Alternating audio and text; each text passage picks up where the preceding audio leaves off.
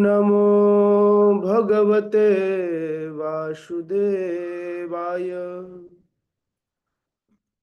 नारायणं नमस्कृत्य नरं चैव नरोत्तमं देवीं सरस्वतीं व्यासं ततो जयमुदीरये।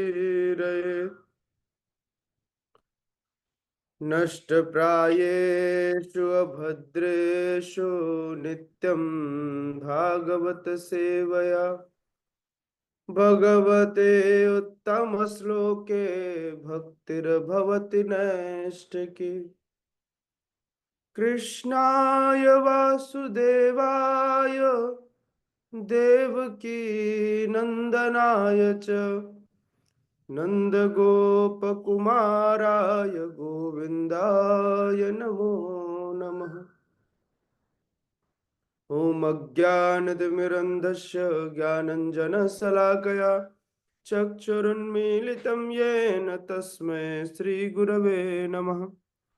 श्रीचैतन्यमनोभीष्टं स्थापितं येन भूतले स्वयं रूप कदा मह्यं ददाति स्वपदान्तिकम्। वन्देऽहं श्रीगुरो श्रीयुतपदकमलं श्रीगुरुन् वैष्णवांश्च श्रीरूपं साग्रजातं सहगण रघुनाथान्वितं तं सजीवं साद्वैतं सावधूतं परिजनसहितं कृष्ण चैतन्य देवं श्रीराधा कृष्ण सहगण ललिता श्री विशाखान्वितांश्च नमो विष्णुपादाय कृष्णपृष्ठाय भूतले श्रीमते भक्तिवेदांत स्वामी निति नामिने। नमस्ते सारस्वती देवे गौरवाणी प्रचारिणे शून्यवादे पार। हे कृष्ण करुणा सिंधु दीनबंधु जगतपते गोपेश गोपिका कांत राधा कांत नमोस्तुते। तप्त कांचन गौरांगे राधे वृंदावनेश्वरी वृषभानुसुते देवी नमामि हरे प्रिय। पंचतत्वात्मकं कृष्णं भक्तरूपस्वरूपकं भक्तावतारं भक्ताख्यं नमामि भक्तशक्तिकम्। वाञ्छाकल्पतरुभ्यश्च कृपा सिन्धुभ्यैव च पतितानां पावनेभ्यो वैष्णवेभ्यो नमो नमः। जय श्री कृष्ण चैतन्य प्रभु नित्यानंद श्री अद्वैत गदाधर श्रीवासादि गौर भक्त वृंद। हरे कृष्णा कृष्ण कृष्ण हरे हरे हरे राम राम राम हरे हरे। हरे कृष्णा। स्वागत है आप सभी का श्रीमद् भगवद गीता के इस सत्र में। आप सभी श्रवण कर रहे हैं भगवत वाणी Bhagavad Gita.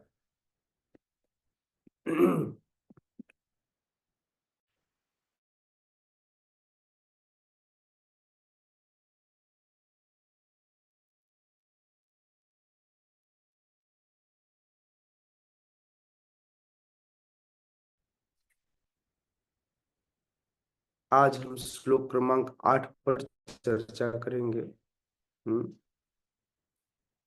Very important shloka. Everyone have to remember this shloka. सभी को इस श्लोक को याद करना है ना। भगवान यहाँ पर अपने आप को भगवान घोषित करते हैं। तो यह श्लोक इंपॉर्टेंट है।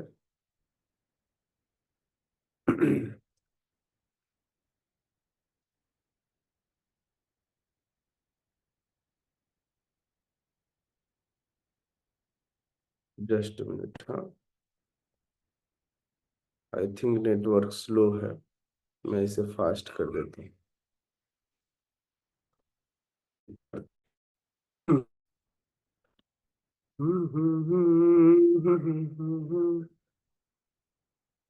जस्ट मिनट, हाँ, मैं नेटवर्क ठीक कर देता हूँ।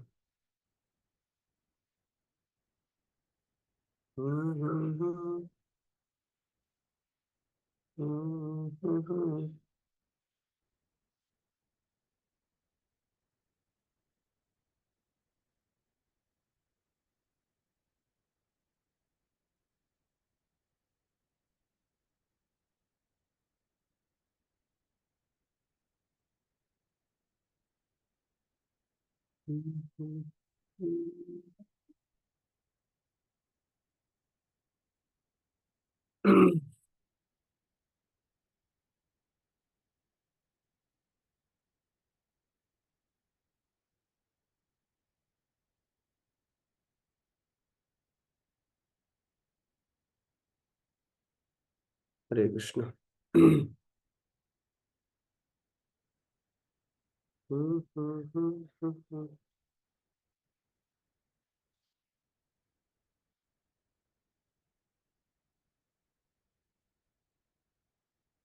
Okay, now network will be good.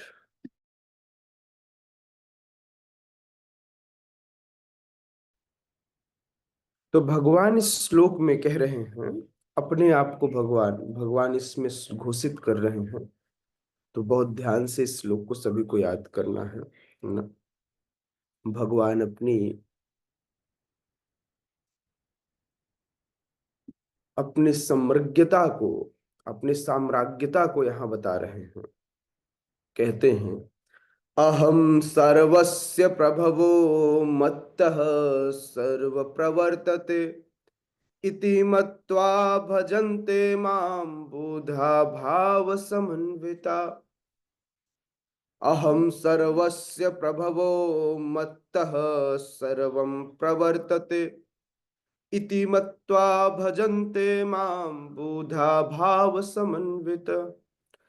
अहम सर्वस्य प्रभवो मत्तः सर्वं प्रवर्तते इति मत्वा भजन्ते मां बुधा भाव समन्विता।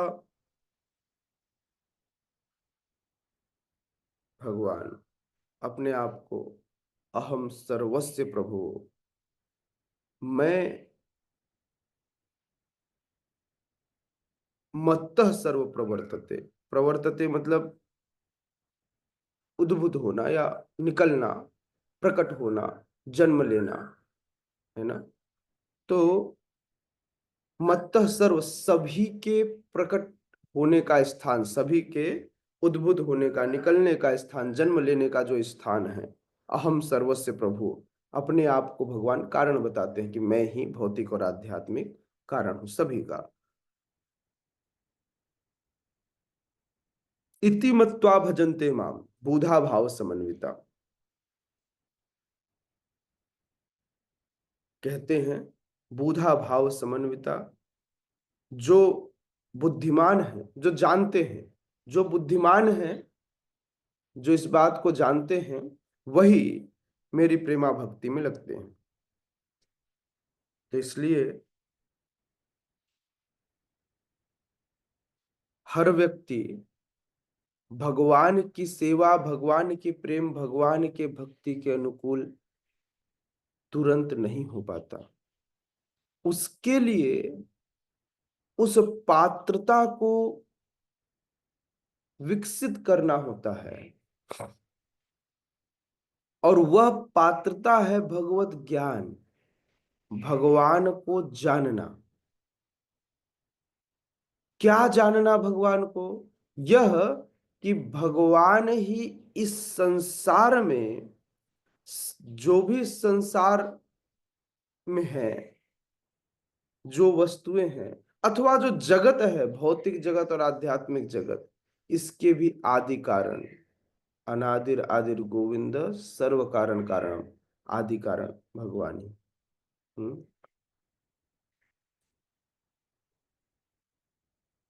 प्लीज कोई पढ़ेगा क्या श्लोक?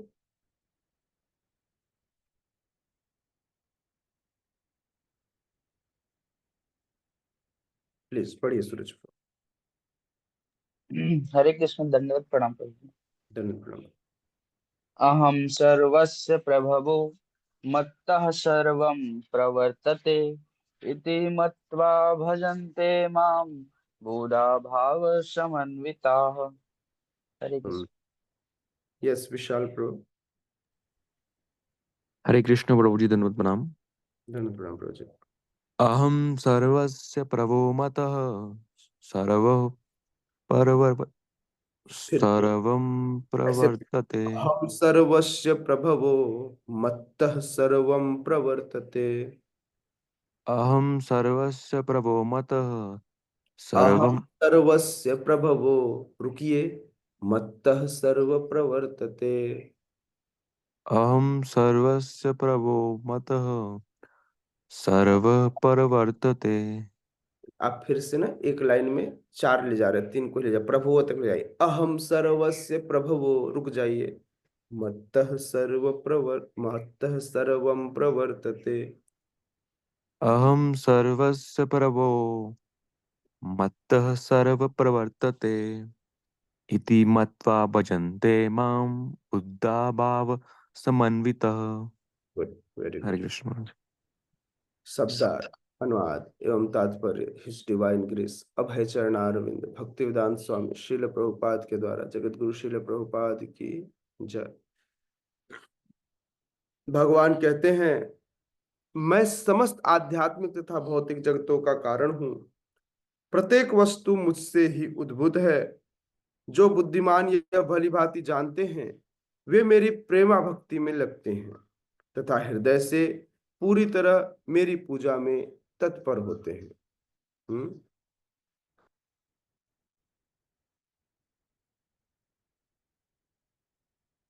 भगवान कह रहे हैं बुधा भाव समन्विता।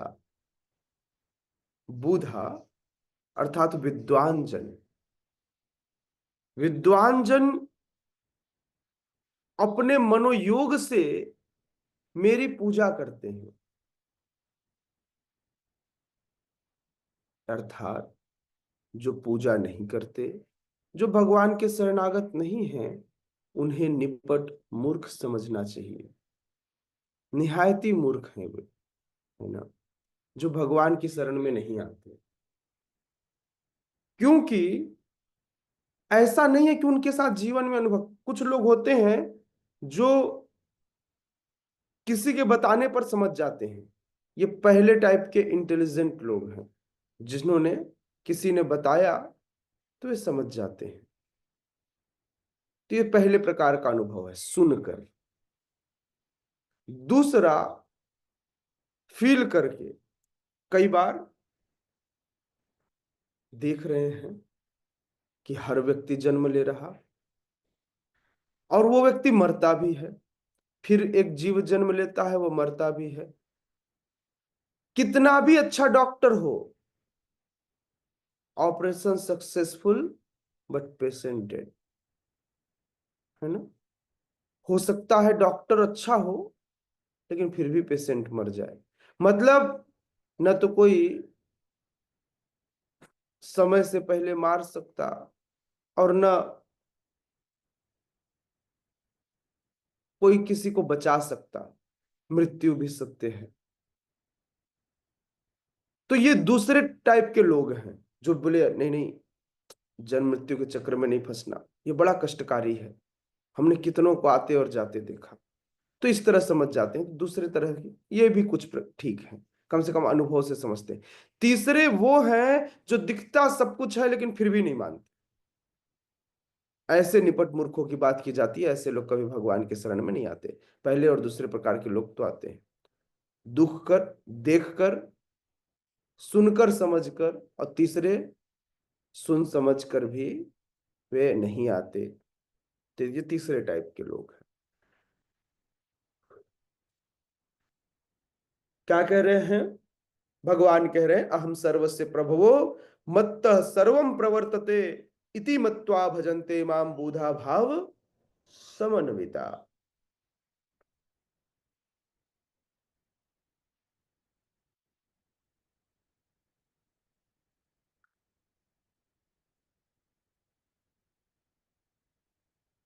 ऐसा व्यक्ति जो शास्त्रों के मर्म को जानता है, श्रीला प्रभुपाद कहते हैं,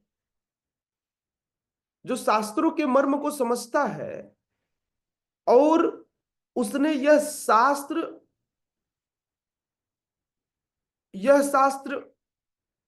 सही सही अधिकारियों से प्राप्त किया है। कई बार हमें यह नहीं पता होता डॉक्टर कौन, बोले हर व्हाइट कपड़ा पहनने वाला डॉक्टर नहीं होता। तो लोग ज्ञान लेने के लिए किसी के पास भी पहुंच जाते हैं। तो सबसे पहले जानना चाहिए कि यह अथोराइज्ड है ज्ञान देने हेतु अथवा नहीं। कहीं इसका ज्ञान हमारे लिए खतरनाक तो नहीं हो जाएगा। तो इसलिए श्रीला प्रभुपाद कह रहे हैं जो भगवान चैतन्य महाप्रभु जैसे अधिकारियों से ज्ञान प्राप्त किया हो, उसे यह पता है कि इस ज्ञान का कब और कैसे प्रयोग किया जाना चाहिए।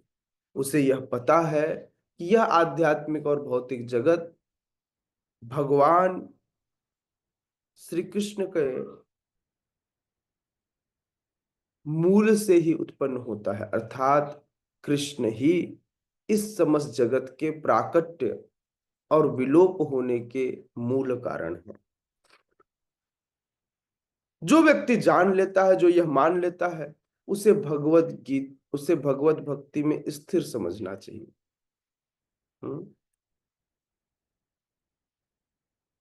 अस्वीकारोक्ति ही अभक्ति का लक्षण है।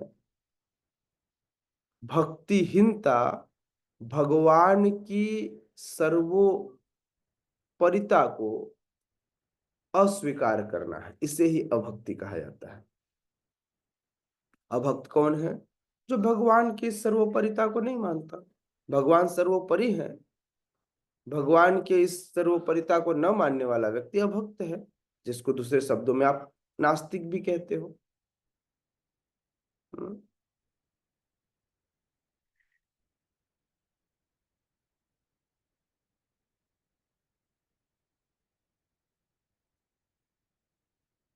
कई बार लोग मूर्खों की टीकाओं को पढ़ते हैं।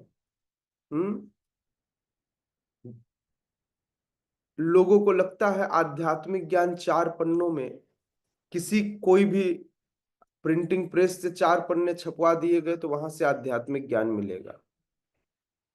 छपवा तो कोई भी सकता है। आज मार्केट में ऐसे हजारों किताबें उपलब्ध हैं जो लोगों को पथ से भ्रमित करती हैं। तो इसलिए व्यक्ति को ऐसे पथ से भ्रमित नहीं होना चाहिए, बल्कि वैदिक साहित्यों के निष्कर्ष क्या है? निष्कर्ष ये है कि कृष्ण ही ब्रह्मा शिव तथा अन्य समस्त देवताओं के आदि स्रोत है। यह निष्कर्ष है। इस निष्कर्ष को स्वीकार करना चाहिए। यही समस्त वेदों का निष्कर्ष है। गोपाल तापनी उपनिषद में जो अथर्ववेद का भाग है, इस उपनिषद में कहा गया है, मतलब ये अथर्ववेद में कहा गया है। क्या कहा गया है? यो ब्रह्मणाम विदधाति पूर्वम यो वैद्यांश गापयति स्म कृष्ण। प्रारंभ में कृष्ण ने ब्रह्मा को वेदों का ज्ञान प्रदान किया और उन्होंने भूतकाल में वैदिक ज्ञान का प्रचार किया। यह कृष्ण ही थे जिन्होंने ब्रह्मा को क्या दिया?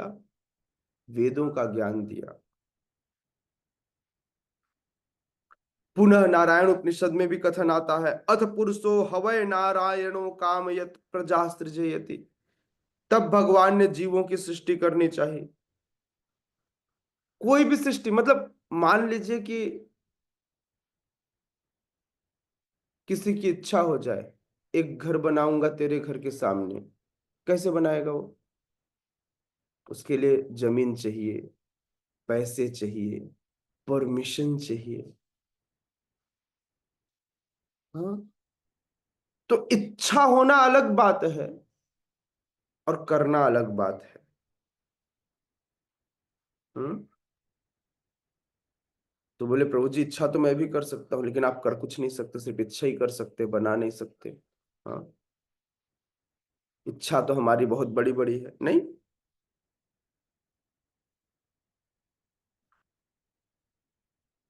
आगे उसी नारायण उपनिषद उपनिषद में लिखा गया, नारायणाय ब्रह्मा जायते, नारायणाय प्रजापति, प्रजापते नारायणात इंद्रो जायते, नारायणादष्टो वसवो जायन्तो, नारायणा देश दुर्गा जावन्तु, नारायणा द्वादशादित्या।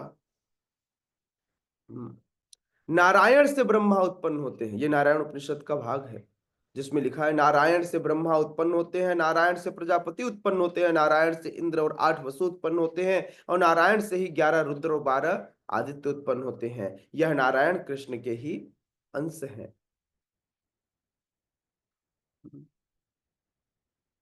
तो वेदों का ही कथन है, ब्रह्मान्यो देव की पुत्र। कौन है ब्रह्म? बोले परम ब्रह्म वो है जो देवकी के पुत्र के रूप में आए। देवकी के पुत्र के रूप में आए, मतलब वे पहले से थे, अभी देवकी के पुत्र के रूप में आए। हम्म। पर वे परम ब्रह्म है। वहीं कहा गया, एको वै नारायण आसीन ब्रह्मण ईशानो, नापो नग्नि समौने में, द्वावा पृथ्वी न नक्षत्राणि न सूर्य। सृष्टि के प्रारंभ में केवल भगवान नारायण थे, न ब्रह्मा थे, न शिव, न अग्नि थी, न चंद्रमा, न नक्षत्र और न सूर्य। ऐसा महाउपनिषद में वर्णन आता है। महाउपनिषद में यह भी कहा गया है कि शिव जी परमेश्वर के मस्तक से उत्पन्न हुए। अतः वेदों का कहना है कि ब्रह्मा तथा शिव के सृष्टा भगवान की ही पूजा करनी चाहिए। कौन कह रहा है? यह वेदों का तथ्य है कि जो ब्रह्मा और शिव जी के भी सृष्टा हैं, ऐसे सृष्टा भगवान की ही पूजा करनी चाहिए। ऐसे सृष्टा कौन है? स्वयं भगवान है। ऐसे भगवान की पूजा करनी चाहिए। मोक्ष धर्म में स्वयं भगवान बताते हैं, स्वयं भगवान कृष्ण बजाते हैं, प्रजापति च रुद्रम चाप्यहमेव सृजामि वै, तौ ही माम न विना विजानीतो, मम माया विमोहितो। हम्म। स्वयं श्री कृष्ण कहते हैं मोक्ष धर्म में कि मैंने ही प्रजापतियों को, शिव को तथा अन्यों को उत्पन्न किया, किंतु वे मेरी माया से मोहित होने के कारण यह नहीं जानते कि मैंने उन्हें उत्पन्न किया है। ऐसा ही एक लाइन वराह वराह पुराण में भी आता है, नारायण परो देवस्य,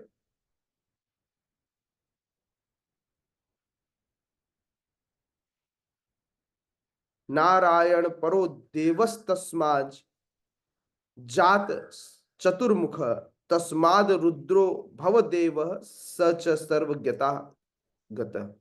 नारायण भगवान है जिसने ब्रह्मा, जिससे जिनसे ब्रह्मा उत्पन्न हुए और फिर ब्रह्मा से शिव उत्पन्न हुए। श्रीमद् भागवतम में भी इसका वर्णन आता है। जब यह ब्रह्मांड की सृष्टि हुई, तो इस ब्रह्मांड में जब ब्रह्मा आए, तो उनको आदेश मिला, उनके तप करने के बाद 1000 दिव्य वर्षों तक जब उन्होंने तप किया, तो उस दिव्य वर्षों के बाद उन्हें आदेश प्राप्त हुआ कि उन्हें इस ब्रह्मांड की सृष्टि करनी चाहिए। तो उन्होंने इस ब्रह्मांड की सृष्टि की, इस ब्रह्मांड की सृष्टि की, और सृष्टि करते करते क्रोधा स्वरूप उनके भवों के मध्य से शिव जी का प्राकट्य होता है, शिव जी की उत्पत्ति होती है। तो इस तरह से शिव जी आते हैं। भगवान सभी कारणों के कारण कहलाते हैं, और वे बार बार इस बात को बता रहे हैं कि यहां जो कुछ भी वस्तुएं उत्पन्न है इस संसार में, वे सब मेरे अधीनस्थ हैं। मैं ही उसका मूल कारण हूं, मेरे ऊपर कुछ भी नहीं है। ना तो कृष्ण से बढ़कर कोई नियंता है, ना कोई प्रकृति है। इस प्रकार से यदि कोई व्यक्ति भगवान की सेवा में अपना तन मन धन प्रामाणिक गुरु और वैदिक साहित्यों के अनुसार लगाता है, अर्थात वह कृष्ण भावना भावित होता है, तो ऐसे व्यक्ति को सचमुच विद्वान पुरुष मानना चाहिए। विद्वता की विद्वता की यही परिसीमा है कि वह अपने आप को भगवान की सेवा में लगाए। श्रीमद् भागवतम में भी इसका वर्णन आता है। क्या? यज्ञ संकीर्तनै प्रायः यजन्ति ही सुमेधस। कृष्ण वर्ण त्विषा कृष्ण सांगोपांगास्त्र पार्षदम। हाँ, कृष्ण वर्ण त्विषा कृष्ण सांगोपांगास्त्र पार्षदम यज्ञ संकीर्तनय प्राय यजंती ही सुमेधस। श्रीमद् भागवतम में इसका वर्णन है। ये जो बुद्धिमान व्यक्ति होंगे वही हरिनाम संकीर्तन करेंगे। मूर्ख लोग नहीं कर पाएंगे। मूर्ख लोग खूब पैसा कमाएंगे, बड़ी बड़ी गाड़ियां खरीदेंगे, लेकिन भजन नहीं करेंगे, भगवान का नाम नहीं लेंगे। भगवान की माया बड़ी स्ट्रांग है।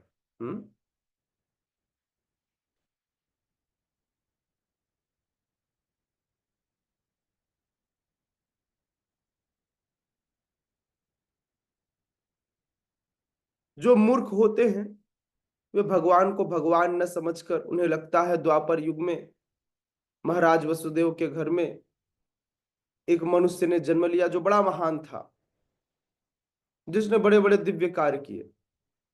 तो ऐसे लोगों को मूर्ख समझना चाहिए जो भगवान के इतने कार्यों के बाद भी उन्हें भगवान न समझ सके।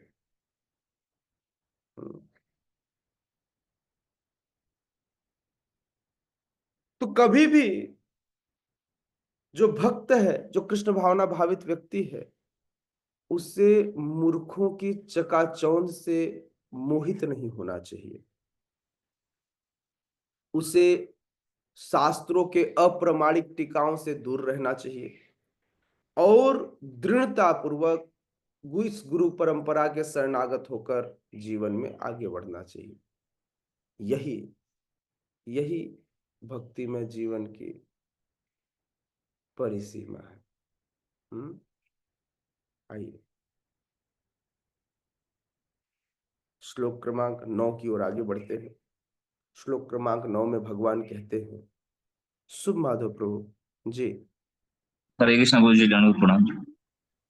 गुरु जी, थोड़ा सा कंफ्यूजन है इसमें।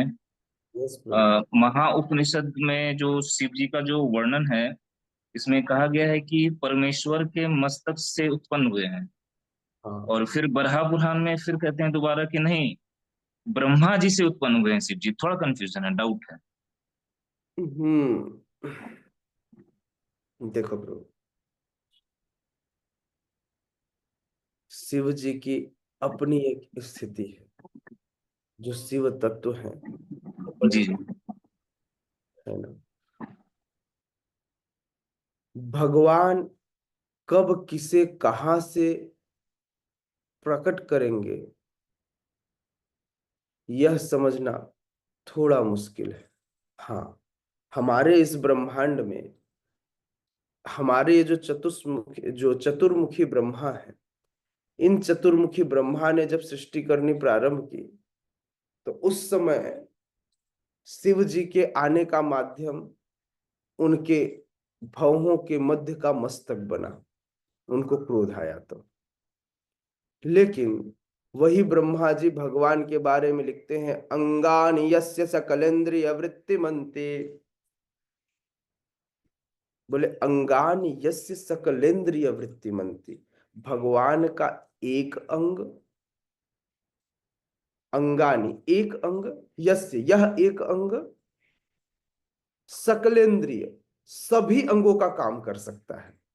तो जिन भगवान के नाभि कमल से ब्रह्मा प्रकट हो सकते हो, तो क्या उनके भवों के मध्य से शिव का प्रकट होना, इसमें कुछ गड़बड़ है? नहीं, गड़बड़ नहीं है गुरुजी, गड़बड़ बिल्कुल भी नहीं है, लेकिन मेरा कहने का मतलब कि कंफ्यूजन क्रिएट हो सकता है, मतलब ये उनके लिए कंफ्यूजन हो सकता है जो अपनी मनोबुद्धि से इसे समझने का प्रयास करते हैं। शिव जी एक बार नहीं प्रकट होते हैं, शिव जी एक बार ही, तो इस ब्रह्मांड की बात की गई। इसी जी प्रकार प्रकट होना और लुप्त होना ये चलता रहता है ना। जी कभी किसी माध्यम से आते हैं, कभी किसी माध्यम से आते हैं। जैसे यदि आप रामायण पढ़ेंगे तो उस रामायण में परशुराम, हमारे पास खूब सारे रामायण हैं, अद्भुत रामायण है, रामचरितमानस है, वाल्मीकि रामायण है, और ऐसे कई रामायण हैं, मोर देन 100 जो ऑथोराइज्ड है। ऑथोराइज्ड रामायण की बात कर रहा जी जी हूं। ऐसे ऑथोराइज्ड रामायण में कहीं पर परशुराम जी जनक जी के यहाँ सीता स्वयंवर के समय पहुंचते हैं, कभी बारात वापस लौटते रहती है तब पहुंचते हैं। तो यह कब कौन सा तथ्य, कौन से युग की चर्चा, कौन से साइकिल की चर्चा की जा रही है, यह थोड़ा सा मुश्किल है कह पाना। तो इसलिए दोनों ही तथ्य सही हैं, कभी ना कभी ऐसा हुआ होगा ही। क्योंकि कई बार, अच्छा इसको ऐसा भी समझ सकते हैं शुभ माधव प्रभु, कई बार ब्रह्मा की पदवी पर ब्रह्मा के लिए उपयुक्त पोजीशन नियुक्त नहीं होता। मतलब मान लीजिए मुझे किसी को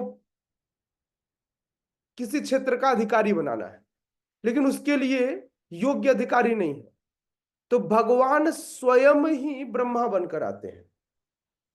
अब तो आप मानेंगे ना कि ब्रह्मा जी से प्रकट न होकर भगवान से प्रकट हुए, क्योंकि भगवान स्वयं ब्रह्मा बनकर आए। जी जी जी जी एक्चुअली मेरे को डाउट नहीं है गुरुजी, क्योंकि भौतिक जगत में मैं रह रहा हूँ, तो जब सामने वाला प्रश्न करे तो उसको उसका कैसे विश्लेषण दिया जाए उसके लिए महत्वपूर्ण है। प्रभु, जैसे मैं आज अपनी माँ के गर्भ से उत्पन्न हुआ, लेकिन ये मेरा पहला जन्म नहीं था, मेरे कई जन्म हो चुके हैं। कभी मैं अपनी माँ के गर्भ से प्रकट हुआ, कभी मैं कुत्ता था तो कुत्ते रूप में मेरी माँ रही होगी, है ना, उस स्वरूप में मैं वहां से प्रकट हुआ रहूंगा। तो इस प्रकार से हमारा कई बार प्राकट्य और अप्राकट्य हो चुका है। ठीक है, जी इस गुरुजी। दोनों ही तथ्य सही है। ठीक है गुरुजी, ठीक। ठीक है, ओके। तो अब बढ़ते हैं श्लोक क्रमांक 9 में। और किसी का कोई प्रश्न नहीं है यहां से, इसी श्लोक से? नो, ओके, आगे बढ़ते हैं। मत आसिता माता जी, सॉरी। हरे कृष्णा प्रभु जी, दंडवत प्रणाम। प्रभु जी थोड़ा प्रभुपाद जी ने इतनी अच्छी व्याख्या करी हुई है, लेकिन यदि इसमें से थोड़ा सा कंफ्यूजन है तो क्या वो कर सकते हैं? हाँ हाँ, क्यों नहीं।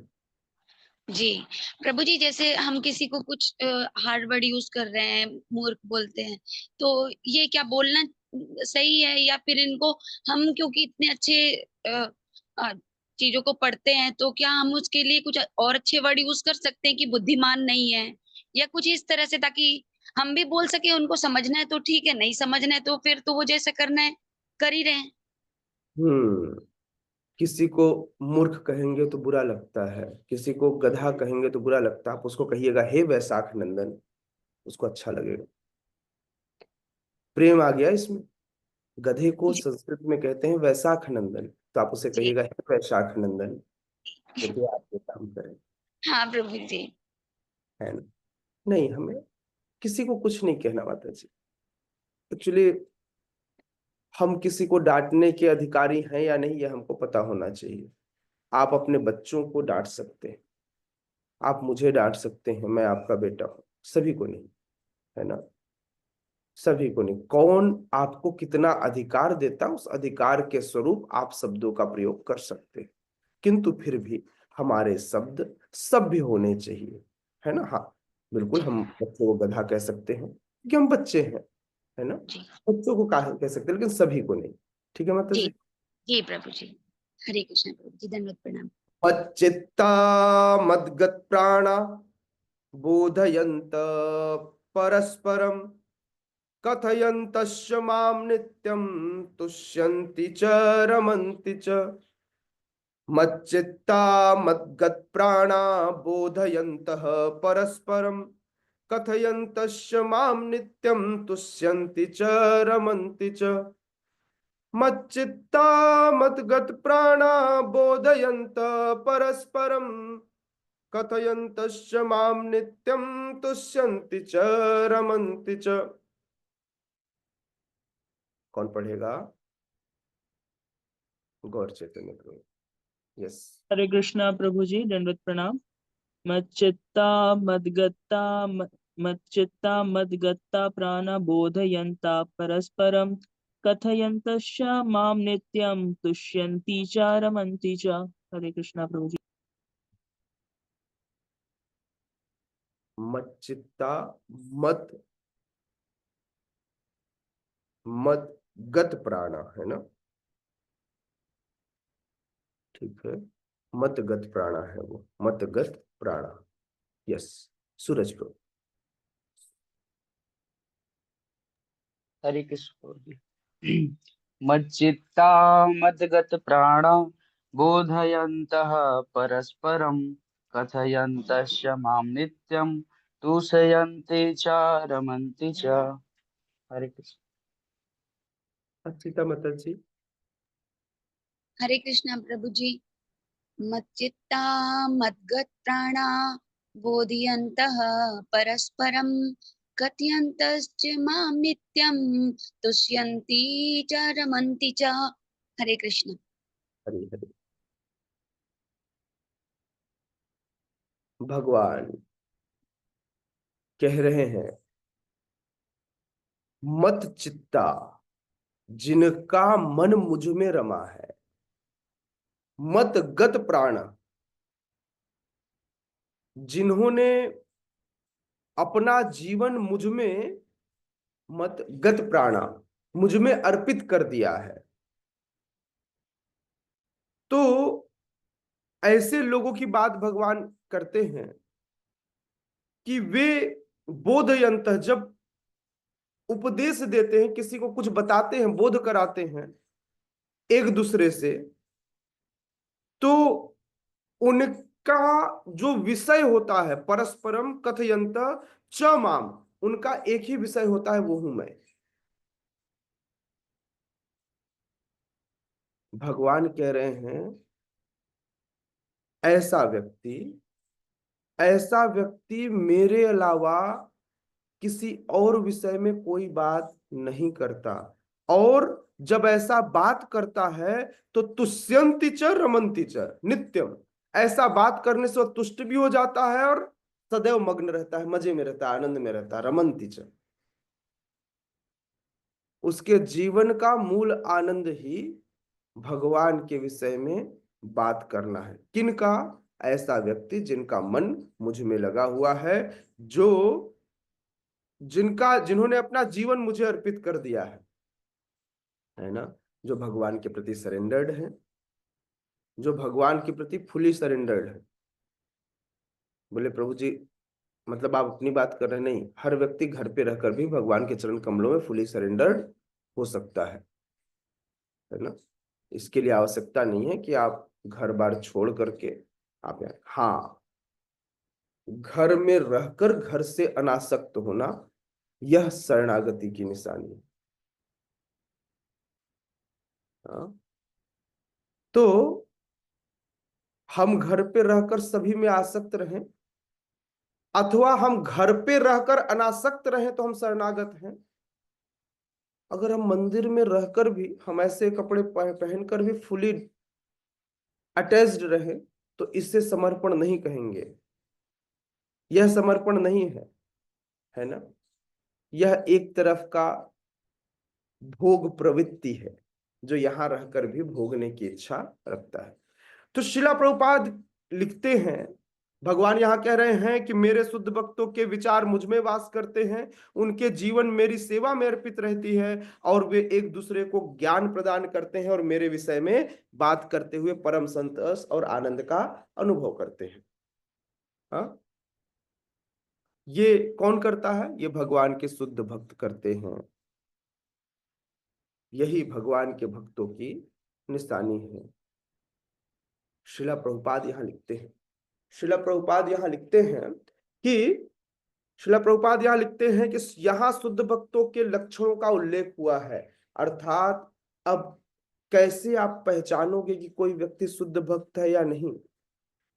तो ऐसा व्यक्ति जो तुस नित्यम तुष्यंति च रमंति च हो,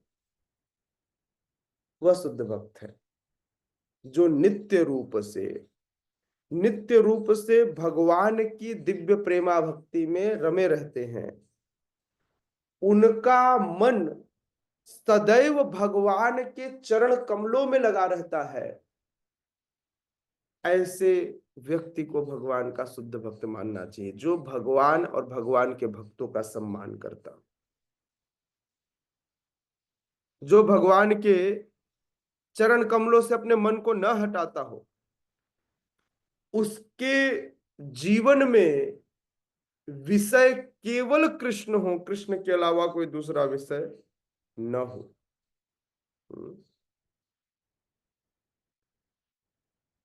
तो ऐसे व्यक्ति को शुद्ध भक्त समझना चाहिए, है ना। जब हम भक्ति शुरू शुरू में करते हैं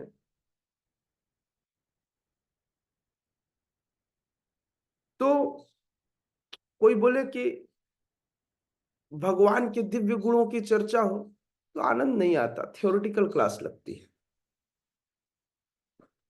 लेकिन वहीं पर भगवान की सेवा, भगवान के कीर्तन करने को मिल जाए, नाचने को मिल जाए और खूब 56 भोग खाने को और खिलाने को मिल जाए तो बहुत आनंद आता है।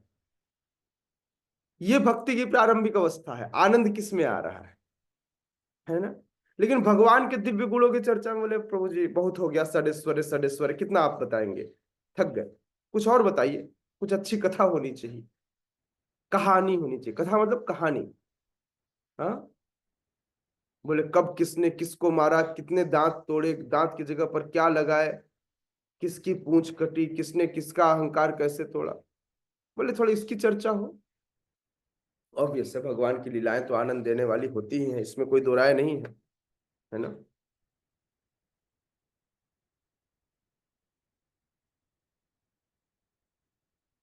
भगवान चैतन्य दिव्य भक्ति की तुलना जीव के हृदय में बीज बोने से करते हैं। हाँ, गुरु कृष्ण प्रसादे पाए भक्ति लता ब्रीज।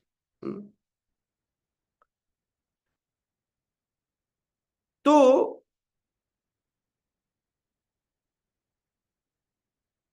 इस ब्रह्मांड में नहीं, अनंत ब्रह्मांड में अनंत कोटि जीव हैं और इन अनंत कोटि जीवों में बहुत कम ऐसे लोग हैं जिनकी भेंट शुद्ध भक्तों से हो पाती है। क्योंकि ये शुद्ध भक्त या फिर यूं कहें कि शुद्ध भक्त से किसी जीव का मिलना भक्ति का बीजारोपण है। उस जीव के हृदय में भक्ति का बीजारोपण है, केवल शुद्ध भक्त से मिल लेने मात्र से। अच्छा, बीज रोपण कर दिया जाए और उस बीजारोपण के बाद, ध्यान से सुनिएगा, यदि उस बीजारोपण के बाद उस पर मिट्टी न डाली जाए, उससे पानी न दिया जाए तो क्या होगा? हो सकता है अंकुरित किसी तरह हो जाए, वह अंकुरण भी सूख जाएगा। तो यदि आप चाहते हैं कि भक्ति लता बीज अंकुरित हो करके पौधा बने, लता पता बने, तो उसे निरंतर साधु संग से, भक्तों के संग से, शास्त्र अध्ययन से, हरि नाम से, भगवत प्रसाद से सींचना चाहिए। ये जल है, जल के विभिन्न प्रकार हैं, जल और खाद हैं ये उस भक्ति लता वृक्ष को ग्रो कराने के लिए। कैसे विकसित होगा?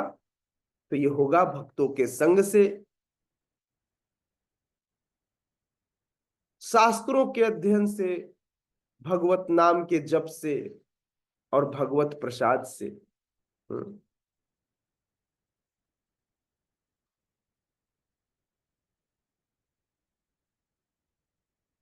तो यह भक्ति लता बीज बढ़ते बढ़ते बढ़ते बढ़ते इतनी बड़ी होती है कि वह अपनी भक्ति लता बीज जाकर भगवान की ब्रह्म ज्योति में प्रवेश कर जाती है।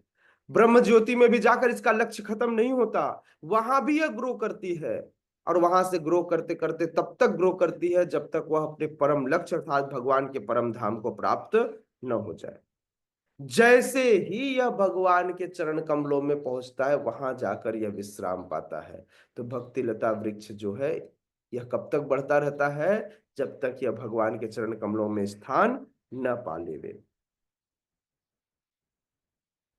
चैतन्य चरितामृत में इस भक्ति लता वृक्ष का बड़ा बृहद वर्णन हुआ है।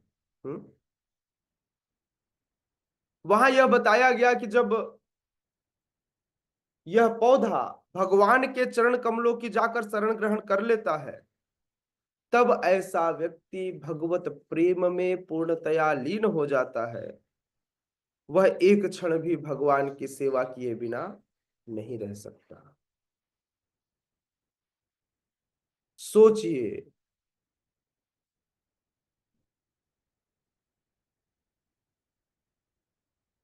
हरि नाम भक्ति करने से क्या मिलेगा? क्या मिलेगा भक्ति करने से? कौन बताएगा?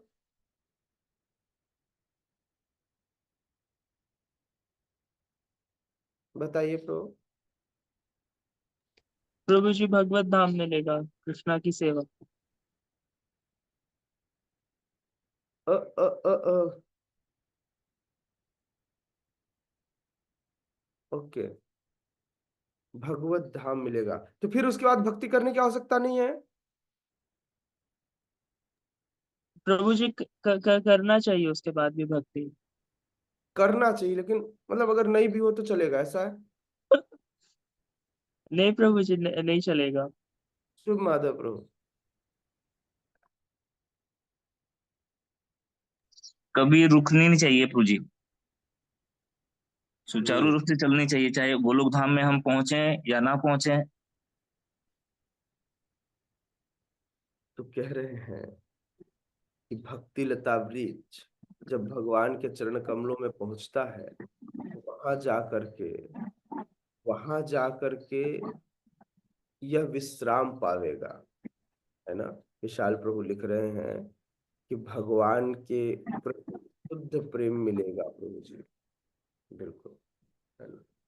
प्रेम में सेवा बढ़ जाती है, प्रेम में चिंता बढ़ जाती है, प्रेम में भक्ति और प्रगाढ़ हो जाएगी, है ना। जिस प्रकार मछली जल के बिना नहीं रह सकती, उसी प्रकार एक भक्त भगवान की सेवा किए बिना नहीं रह सकता। ऐसे समय में सुपात्र माइक ऑफ कर लीजिए। ऐसी अवस्था में भक्त वास्तव में परमेश्वर के संसर्ग में दिव्य गुण को प्राप्त करता है ना। वह भक्त भी दिव्य हो जाता है। जिस प्रकार से अग्नि के संपर्क में आकर एक लोहा अग्नि में रूपांतरित हो जाता है, उसी प्रकार से भगवान और भगवान के भक्तों में इसके संपर्क में आकर एक व्यक्ति जो है वह भी दिव्य हो जाता है। इसलिए ऐसा व्यक्ति दिव्य पुरुष कहलाता है।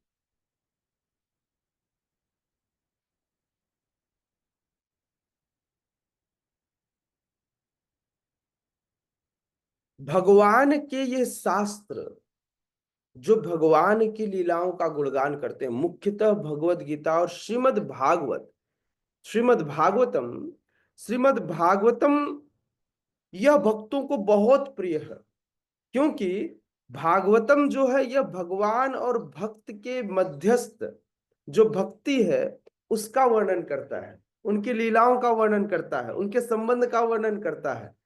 तो इसलिए श्रीमद् भागवतम बहुत आनंद देता है। और भगवत गीता भगवान की वाणी है, यह सिद्धांत है। कई बार लोगों को सिद्धांत सीखने की बड़ी इच्छा नहीं होती, लेकिन भागवतम सुनने की इच्छा होती है। क्यों? क्योंकि वहां भगवान की लीलाएं हैं। श्रीमद् भागवतम के 12, 13, 18 में कहा गया है, श्रीमद् भागवतम पुराणम अमलम यद वैष्णवानाम प्रियम। यह श्रीमद् भागवत महापुराण वैष्णवों को बहुत प्रिय है, बहुत प्रिय है। यह अमल पुराण है, वैष्णवों को बहुत प्रिय है।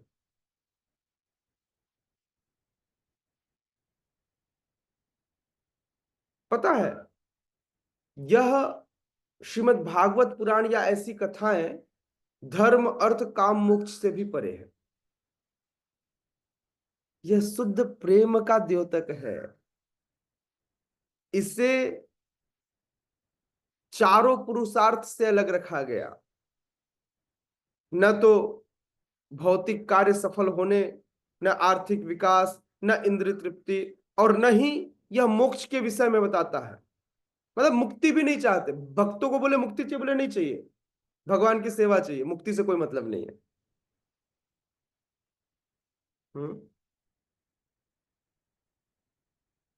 तो इसलिए ऐसा पुराण जहां पर भगवान और भगवान के भक्तों के बीच की दिव्य संबंध की प्रकृति का वर्णन हमें ऐसे पुराणों में मिलता है, ऐसे श्रीमद् भागवत पुराण। फलतः भक्त लोग इस श्रीमद् भागवत को सुनने, पढ़ने, समझने के लिए इतना प्रेरित होते हैं, इतना प्रेरित होते हैं जैसे गर्लफ्रेंड बॉयफ्रेंड से मिलने के लिए, अथवा बॉयफ्रेंड गर्लफ्रेंड से मिलने के लिए। मैं नहीं लिख रहा, शिला प्रभुपाद लिख रहे हैं। शिला प्रभुपाद अपने तात्पर्य की अंतिम लाइन में लिखते हैं कि जिस प्रकार तरुण तथा तरुणी को परस्पर मिलने में आनंद प्राप्त होता है, उसी प्रकार भक्तों को श्रीमद् भागवतम का अध्ययन करने में, पढ़ने में, सुनने में आनंद मिलता है। आप देख लो, श्रीमद् भागवत का सिर्फ नाम होता है और लाखों लोग इकट्ठा हो जाते हैं, सुनते हैं, नहीं सुनते हैं, क्या आनंद पाते हैं पता नहीं, लेकिन फिर भी हो जाते हैं केवल नाम सुनकर। वहां कथा किसकी चलती है मुझे नहीं पता, लेकिन नाम सुनकर ही लोग इकट्ठे हो जाते हैं। तो इसलिए यह श्रीमद् भागवतम बहुत इंपॉर्टेंट है, वेरी इंपॉर्टेंट। श्लोक क्रमांक 10 सभी याद कीजिएगा। तेषां सततयुक्तानां भजतां प्रीतिपूर्वकं ददामि बुद्धि योगम तम येन मामुपयन्ति। तो इस श्लोक को सभी याद कीजिएगा, बहुत इंपॉर्टेंट श्लोक है, इस पर चर्चा करेंगे कल। आज लेंगे क्वेश्चन यहां से, ठीक है? आगे पीछे सभी क्वेश्चंस को ले सकते हैं। हाँ, ठीक है।